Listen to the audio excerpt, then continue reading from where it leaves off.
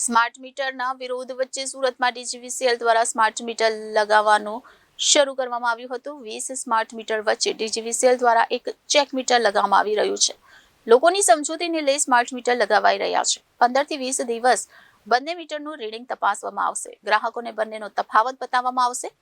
જૂના મીટર અને નવા મીટર વચ્ચે રહેલી ગેરસમજ દૂર કરવામાં આવશે। ગુજરાતમાં સુરતમાં સરકારી કચેરીઓની સાથે જુદી જુદી રેસિડેન્સીઓમાં પણ સ્માર્ટ મીટર લગાવાઈ રહ્યા છે। ત્યાં સુરતના વેસુ પીપલોદ વિસ્તારમાં લગાવવામાં આવેલા 12,000 સ્માર્ટ મીટરની જગ્યાએ 20 મીટરની સાથે એક ચેક મીટર લગાવાઈ રહ્યા છે, જે 2 દિવસમાં 13 જેટલા ચેક મીટર લગાવ્યા। સ્માર્ટ મીટરને લઈ વડોદરા, સુરત તેમજ સુરેન્દ્રનગર ખાતે લોકોએ વિરોધ પ્રદર્શન કર્યો હતો। સ્માર્ટ મીટર યોજનાને હાઈકોર્ટમાં પડકારવામાં આવી છે, તો બીજી તરફ સ્માર્ટ મીટરને લઈ લોકોમાં ગેરસમજ દૂર કરવા સરકાર દ્વારા મહત્વનો નિર્ણય લેવામાં આવ્યો છે।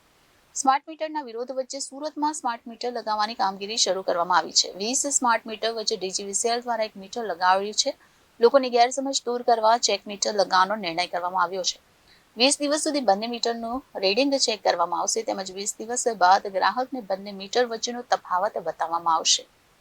ગેરસમજ દૂર કરવા માટે સ્માર્ટ મીટર સાથે વધુ એક મીટર લગાવાશે। સ્માર્ટ વીજ મીટરને લઈ રાજ્ય સરકાર દ્વારા પણ મહત્વનો નિર્ણય કરવામાં આવ્યો છે, જેમાં સ્માર્ટ વીજ મીટર સાથે જૂના મીટર પણ લગાવાશે। ગેરસમજ દૂર કરવા માટે સ્માર્ટ મીટર સાથે વધુ એક મીટર લગાવાશે, તેમજ જૂના વીજ મીટરની માંગ કરનાર ગ્રાહકો માટે નિર્ણય કરવામાં આવ્યો છે।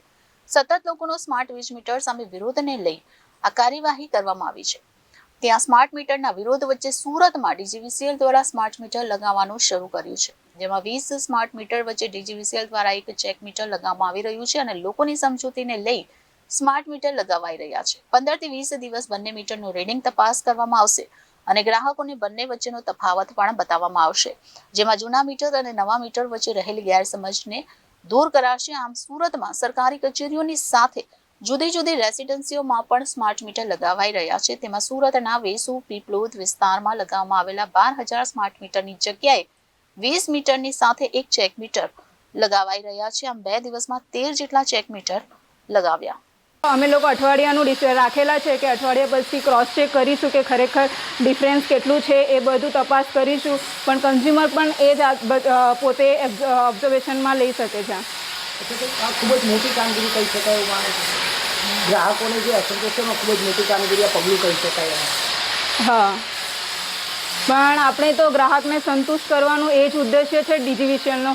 હવે બહુ બધા કન્ઝ્યુમરને એવું કન્ફ્યુઝન થાય છે કે ખરેખર સ્માર્ટ મીટર વધારે ફરે છે એવું છે। અમુક કન્ઝ્યુમરને એવું નથી, પણ બહુ બધા કન્ઝ્યુમરને એવું ડિસ્પ્યુટ છે કે ખરેખર આ મીટર ફાસ્ટ છે। પણ આપણી તો એ જ વિઝન છે ડીજીવીસીએલનું કે ગ્રાહકને સેટિસ્ફેક્શન થાય, એટલા માટે અત્યારે હાલ એમનું જ જૂનું મીટર સિરીઝમાં લગાવવામાં આવેલું છે, તો પછી એ લોકો જાતે ડિસિઝન લઈ શકે છે અને જોઈ પણ શકે છે, અને અમે પણ એક્સપ્લેન કરીશું અઠવાડિયા દિવસ કે ખરેખર આ મીટર બરાબર છે કે નહીં।